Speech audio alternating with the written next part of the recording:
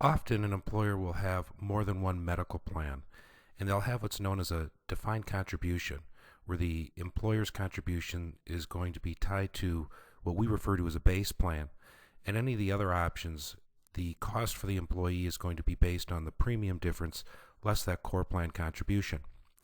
Setting this up in age-banded plans, particularly new post-ACA plans with different bands for every age bracket, can be very time-consuming, but we've created a simple way to do this. We're going to start on the Benefit Plans tab for whatever selected group you have.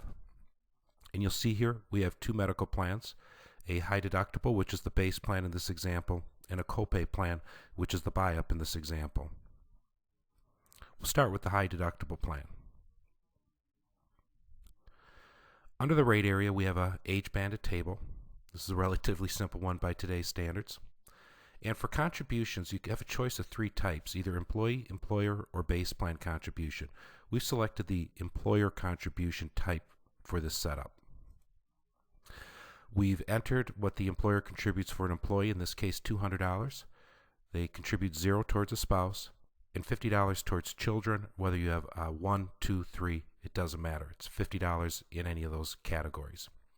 So the employee, based on whatever's selected, would pay the difference between this and that contribution schedule. This is the base plan.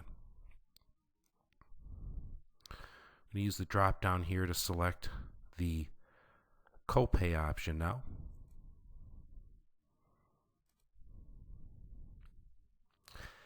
And here for the contribution type, rather than employer, we chose a base plan contribution, because once you do that, a base plan drop down appears, and you can choose from any of the other plans that are set up in the system. Now here we only have one other plan, the high deductible option. If we had 3 or 4 plans, they'd all appear in the list, and you would select the plan that's considered your base plan. We have nothing entered here for contributions.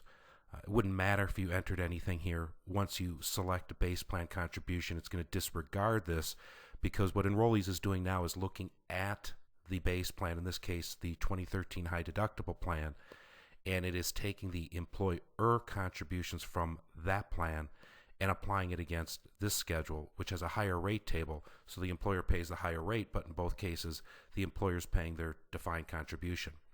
So as you can see, the way we've established it in Enrollease, it makes it very simple, whether you have 2, 3, 4, or many different plans, to establish one employer contribution and have all other plans based on that.